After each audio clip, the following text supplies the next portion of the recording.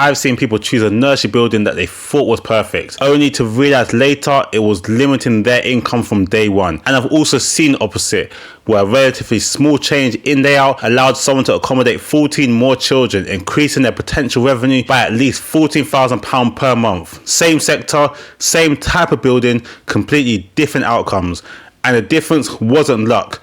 It was how the building was understood and structured. If you're planning to open a nursery, choosing the right building is one of the most important decisions you'll make, and getting it wrong can cost you far more than you think. But a quick one before we get into it. If you're currently looking at buildings or even thinking about it, I'd strongly recommend watching this all the way through, because one decision at this stage can affect your income, your stress levels, and your options for years. But before we get into it, welcome to the channel.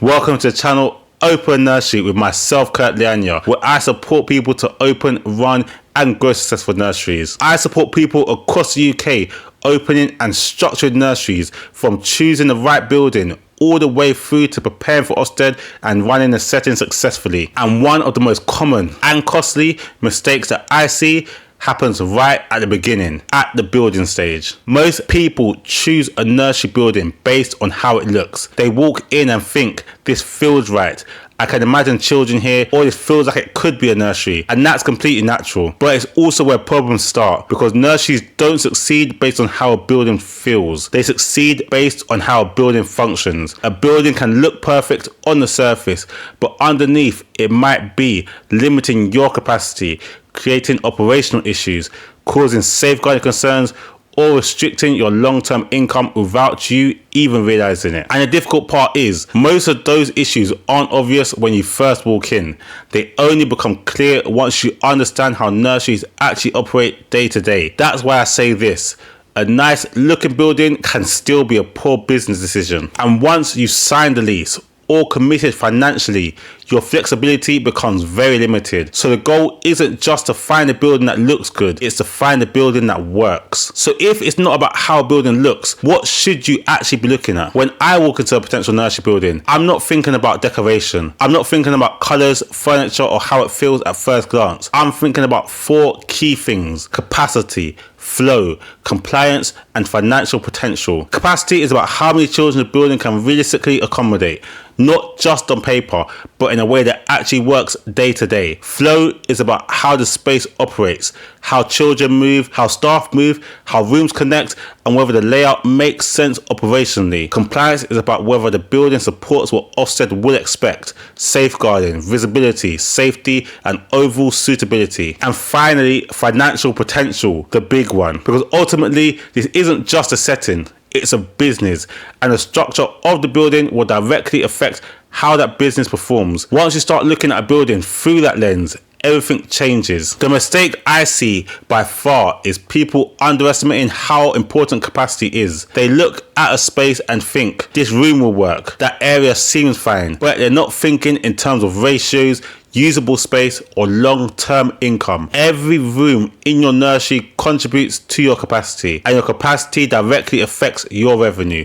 So if your layout is inefficient, if you've got wasted space, if rooms aren't being used to their full potential, you're not just losing a bit of space, you're losing income every single month. And the difficult part is, once a nursery is set up, it's much harder to change. Walls are in place, toilets are installed, rooms are defined, so decisions made early become permanent limitations. That's why I always say, if your building limits your capacity, it limits your income permanently. And most people don't realize that until it's too late. The next issue, which people often overlook, is flow. A building might technically meet requirements, but still be inefficient to run. And that's where problems start showing up over time. For example, where are the toilets positioned? Are staff constantly walking back and forth unnecessarily? Are there bottlenecks during drop-off and pick-up? Do rooms connect logically, or does movement feel awkward? Is supervision easy, or are there blind spots? These things might not seem major when you first walk through the building, but once your nursery is operating with children, staff, routines, and daily pressures, they become very noticeable. And inefficient flow doesn't just affect convenience. It affects staff workload, stress levels, safeguarding, and overall quality of provision. So again, a building can technically work, but still be inefficient to run. And over time, that inefficiency costs you. The third mistake is not thinking about the building from an Ofsted perspective early enough. A lot of people assume, I'll figure out Ofsted later. But the reality is, your building plays a big role in how smoothly that process goes. Inspectors are looking at things like visibility.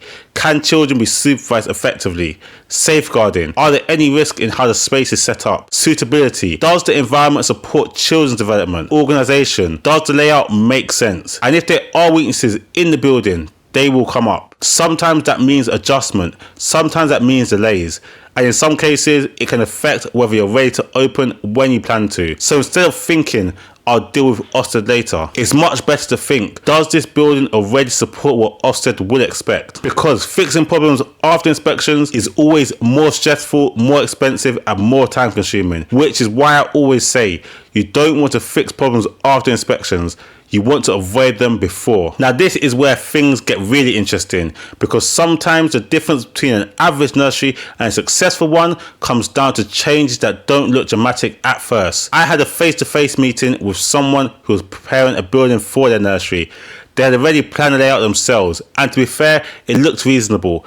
Rooms were mapped out, spaces were assigned, and everything seemed to make sense on the surface. But once we walked through the building together and started looking at it properly, things started to shift. Not because anything was completely wrong, but because it wasn't being used as effectively as it could be. We looked at how the entrance was positioned, how the rooms were arranged, where space was being underused, and how children and staff would actually move through the setting. And by making a few structural adjustments, not major renovations, just rethinking the layout, we realised something quite significant. The building could accommodate 14 more children than originally planned. 14. Now when you translate that into numbers, depending on fees and funding, that could be over £14,000 per month in additional revenue. That's roughly £170,000 per year. And what stood out wasn't just the increase in income, it was how quickly everything became clearer. The flow made more sense, the space felt more practical, safeguarding considerations were easier to manage, staff movement improved, and the person I worked with said something that really stuck with me. They said they originally thought they had planned the layout quite well, but within a short time of walking through it together, everything made more sense, not just financially, but operationally as well. They left feeling more confident, more certain, and much clearer about what the nursery would actually look like. And that's the key point here. These aren't always big, obvious changes, but they have big, long-term consequences, because once the nursery is set up, those decisions shape everything. Which is why I want to say, small structural changes can completely change the outcome of your business. The final mistake I want to talk about is rushing the decision. And this one is very common. You find the building, it seems like a good opportunity, maybe there's interest from other people, maybe the agent is pushing for a quick decision, or maybe you're just eager to get started, and suddenly there's pressure to secure it, pressure to move forward, pressure not to miss out. But this is where people make some of their biggest mistakes, because decisions start to become emotional rather than structured. And when that happens, things get overlooked, questions don't get asked, risks don't get properly assessed, and people commit before they fully understand what they're committing to. The reality is, there will always be other buildings, there will always be other opportunities, but if you commit to the wrong one, you're tied into that decision financially, operationally, and sometimes legally. So one of the most important mindset shifts you can make at this stage is this: it's better to lose a building than to commit to the wrong one, because the cost of walking away from a building is small compared to the cost of being stuck with one that limits your business. And the strongest decisions I see are made when people slow down, step back, and assess things properly before they move forward. So after everything we discussed, the question becomes, what does a good nursery building actually look like? Because it's not about finding something perfect, it's about finding something that works. A strong nursery building usually has a few key characteristics. First, clear room structure. You can easily identify how each room will function, how many children it can accommodate, and how it supports different age groups. Second, it's efficient flow. Children can move safely, staff can supervise easily, and there's no unnecessary bottlenecks or awkward transitions. Third, its strong capacity potential. The space is being used properly. You're not leaving areas underutilized, and you're maximizing what the building can realistically offer. And fourth, good visibility and safeguarding support. You can see what's happening, you can supervise effectively, and the layout supports safe practice without creating unnecessary risks. Fifth is financial viability. When you look at the building alongside your numbers, it makes sense. The rent, the staffing, the capacity, they all align. And finally, its potential for growth or flexibility. You're not boxing yourself into a corner from day one, because the strongest nursery businesses aren't just set up to open,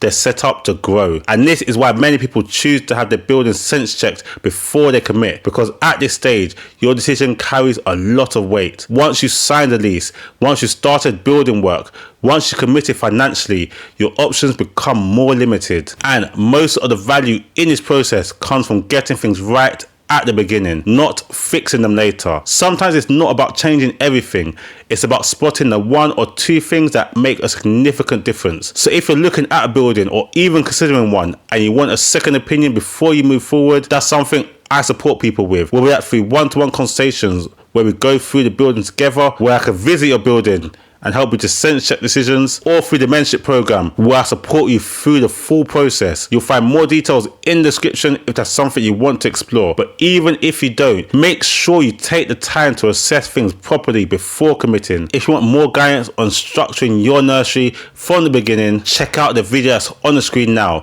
It'll give you a much clearer picture of how the business side actually works. And if you found this helpful, consider subscribing, because this channel is all about helping you open, run, and grow a nursery properly. But finally, I want to thank you for watching, wish you all the best, and I'll see you on the next video. God bless.